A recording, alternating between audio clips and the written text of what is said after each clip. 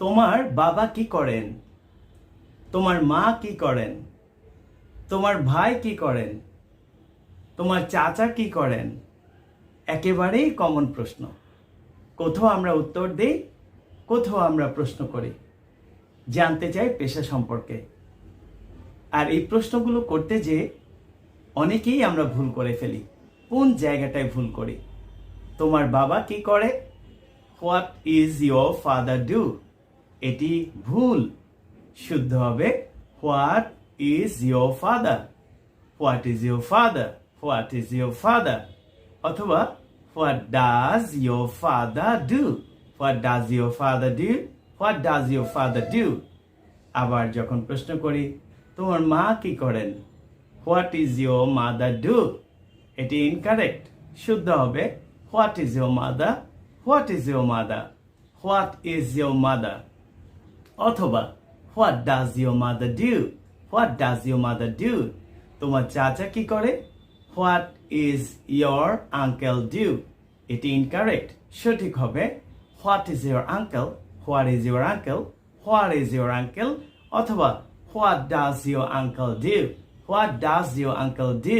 What does your uncle do? এখন থেকে আমরা আর কোনো অবস্থাতেই বলবো না what is your father do. বন্ধুরা, তোমরা জানো আই ক্যান রাইট, আমি লিখতে পারি। উই ক্যান রাইট, আমরা লিখতে পারি। ইউ ক্যান রাইট, তুমি লিখতে পারো। দে ক্যান রাইট, তারা লিখতে পারে।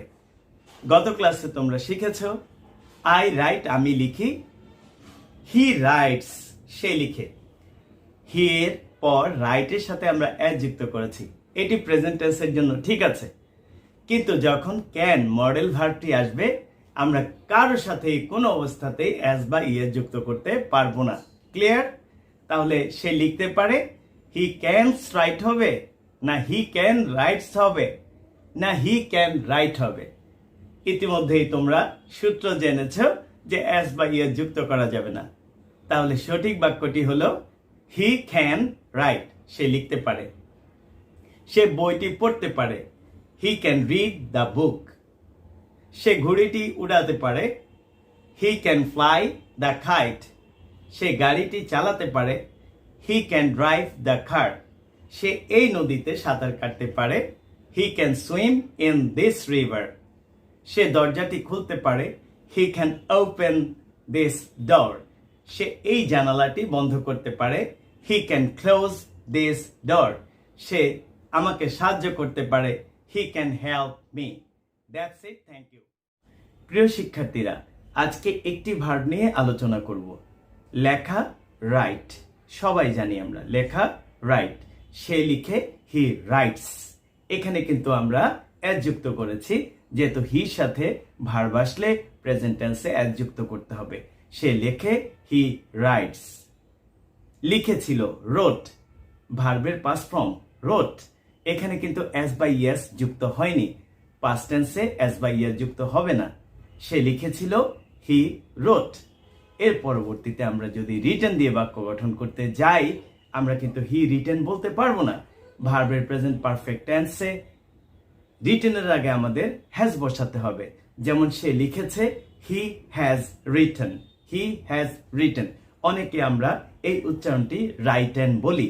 রাইটেন হবে না, এটি হবে রিটেন। এর পরবর্তীতে যে ভার্বটি রয়েছে প্রেজেন্ট পার্টিসিপল অফ ভার্ব, যেমন রাইটিং।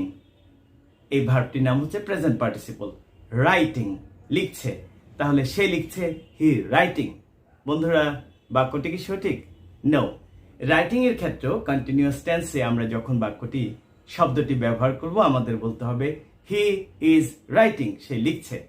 হি রাইটিং আমরা বলতে পারবো না, আমাদের বি ভার্বটি নিয়ে আসতে হবে সাবজেক্ট অনুযায়ী। যেমন I am writing, we are writing, তেমনি করে হি ইজ রাইটিং, সে লিখছে।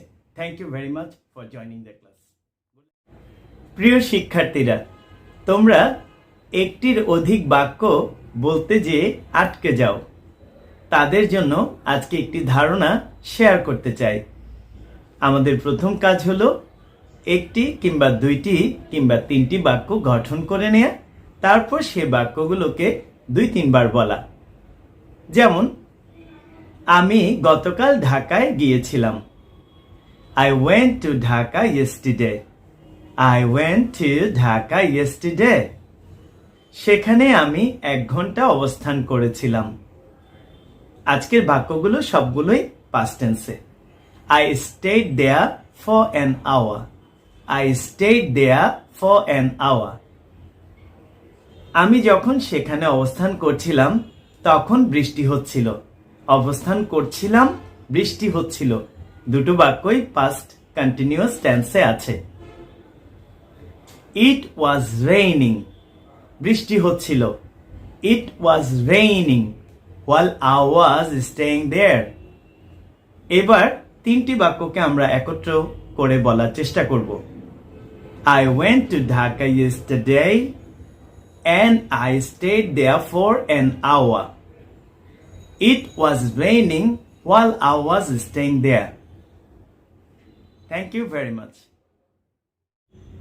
টিকটিকি ভয় পাও, তেলাপোকা ভয় পাও, এরকম অনেকেই আছো। আর আজকে আমরা কোনো কিছুকে যদি ভয় পাই বা কোনো কিছু করতে ভয় পাই, এটি প্রকাশের জন্য একটি অ্যাডজেক্টিভ ফ্রেজ প্রয়োজন হয়। সেটির ব্যবহার জানব। afraid of, afraid of এটি একটি অ্যাডজেক্টিভ ফ্রেজ, আর এটির অর্থ হলো ভয় পাওয়া। যেমন আমি টিকটিকি ভয় পাই। I am afraid of lizards. I'm afraid of lizards. I'm afraid of lizards. I'm afraid of lizards. আমি তোমার দিকে মানে তোমার মুখের দিকে তাকাতে ভয় পাই।